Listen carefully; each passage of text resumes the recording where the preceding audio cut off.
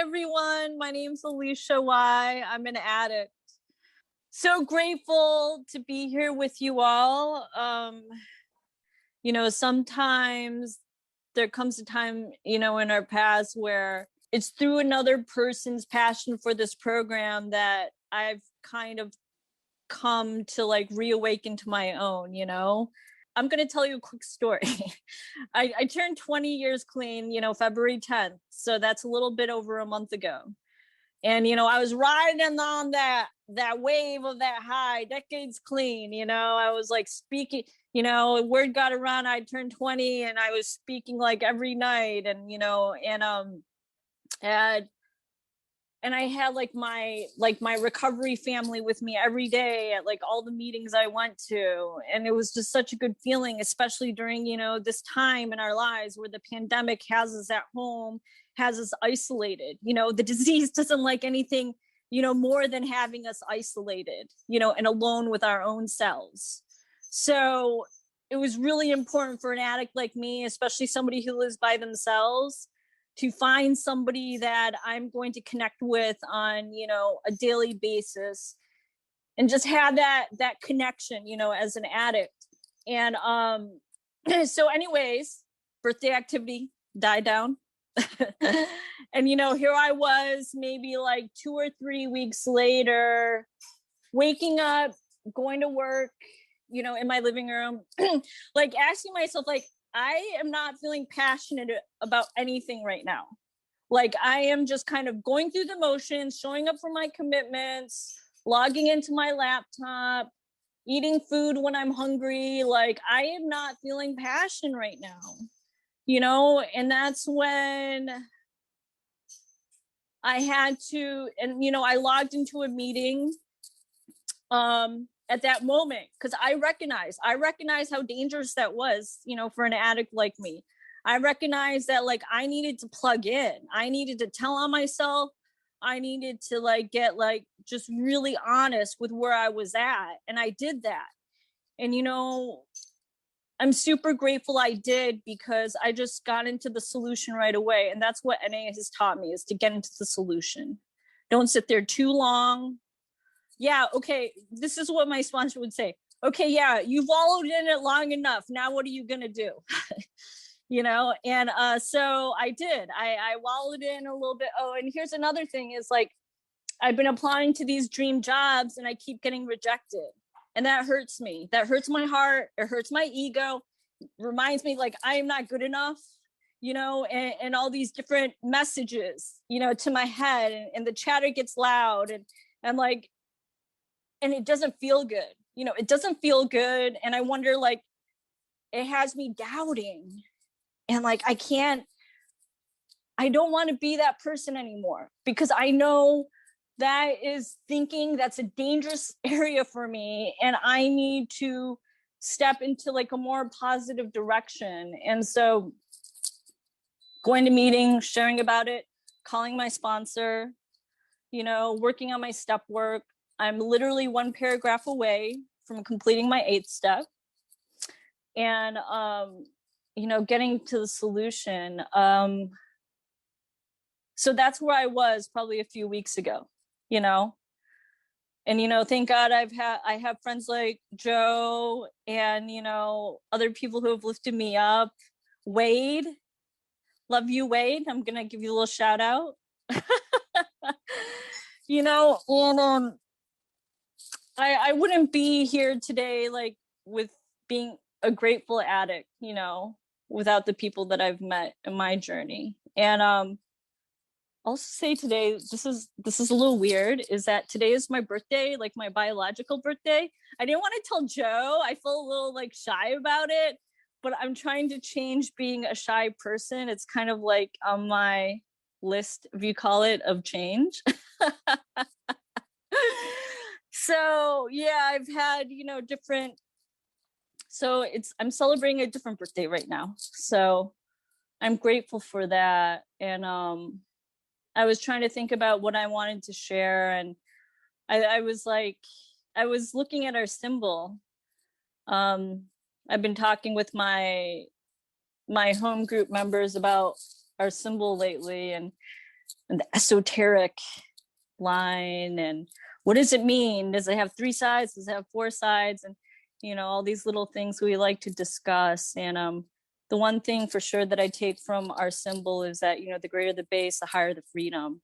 And that is why I got clean, is for the freedom to wake up in the morning and not want to get high. For me, that is like freedom right there. And oh my God, look at Wade is wearing a birthday cake hat. Thank you. And so I was thinking about that, and then I got distracted, as I do.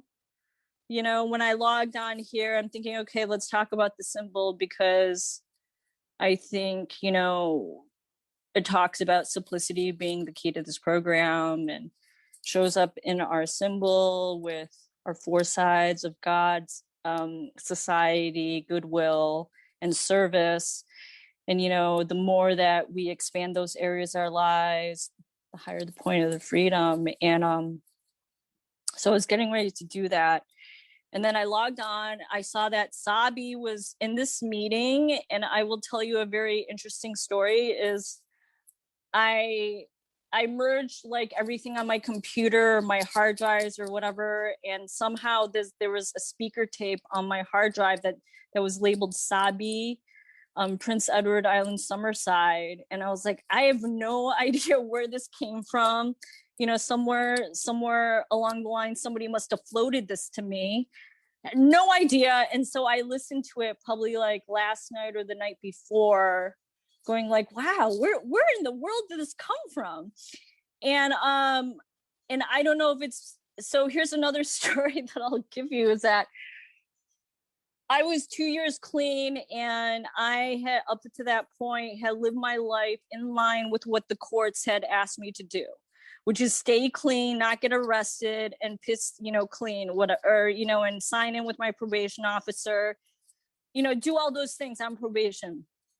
And I lived as a good citizen. I finally got off probation, and I started living life, without having to be in debt to the court system anymore. And I realized I've been clean. I said, I really want to do something good for myself. And so I started like a 1-year plan. I started planning a vacation to Prince Edward Island, and I planned it out for 1 year.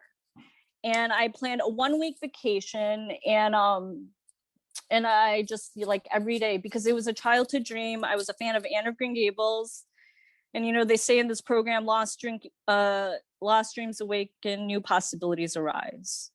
And that's what happened for me. My childhood started to become awakened, and I was okay with that, and I embraced it.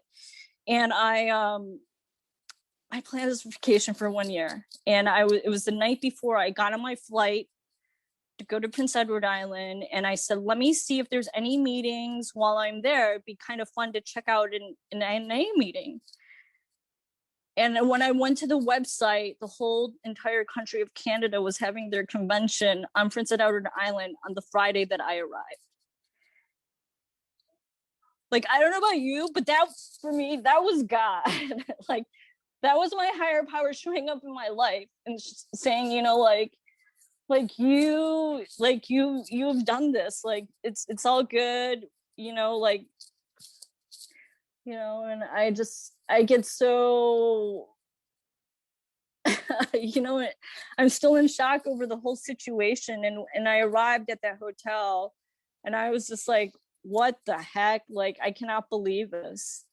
And so I got to be there, and I don't know how Sabi's speaker tape ended up in my hard drive, but I'm assuming, from my traveling or just being there or what have you, who knows, somehow it snuck on there. And so it reminded me of that. It reminded me of, that freedom that I have been able to experience in this program, as a result of working on my relationship with my higher power, of being of service to this program.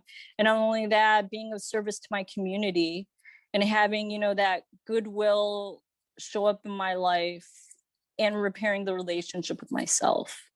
I guess I was thinking about the symbol today because if anything, at 20 years clean, you know, I still struggle with a lot. And I still am trying to maintain some kind of balance in my life, some sort of balance, so that I'm no longer feeling, I'm no longer, you know, tormenting myself, that I'm no longer living in this place of, you know, causing my own pain. Because I see that I've been the person who has caused my pain for a very long time. And because of that, I've not had like the balance. I've not had like the true freedom that I could probably obtain, you know.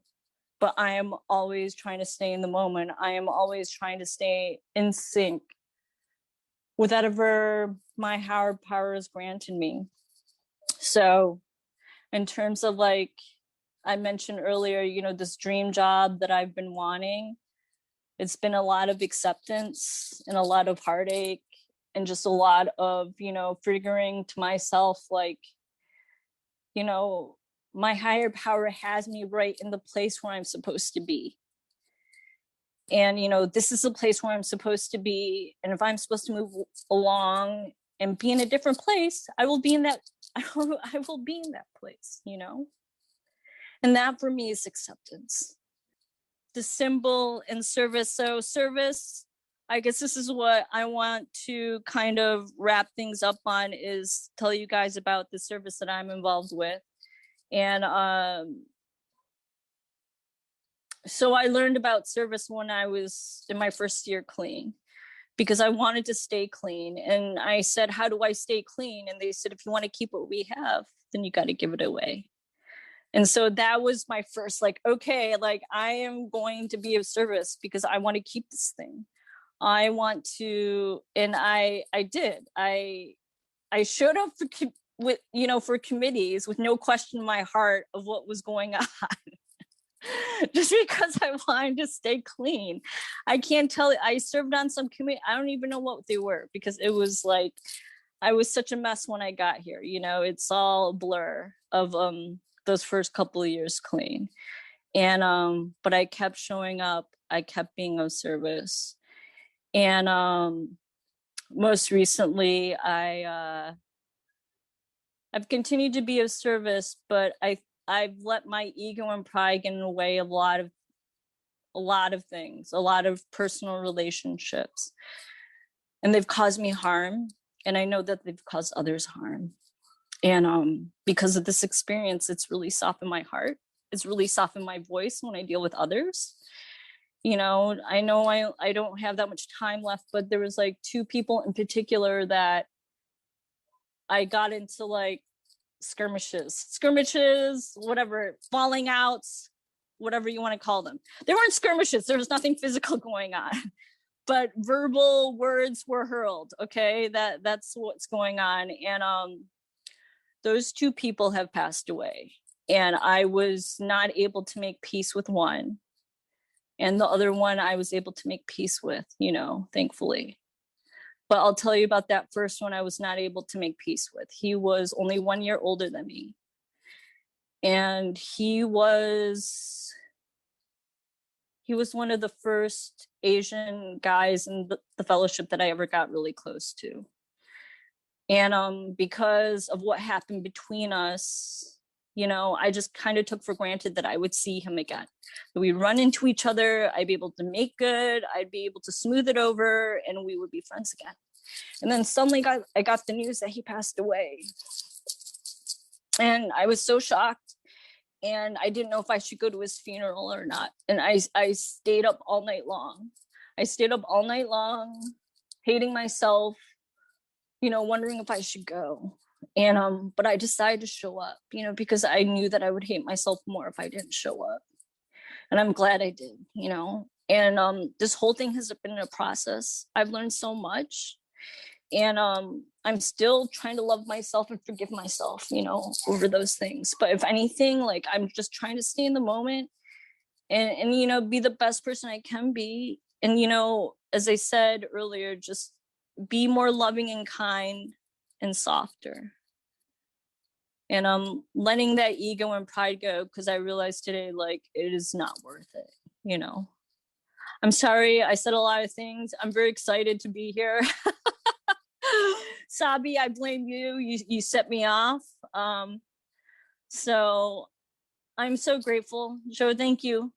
Thank you so much. Thanks everybody for helping me stay clean today.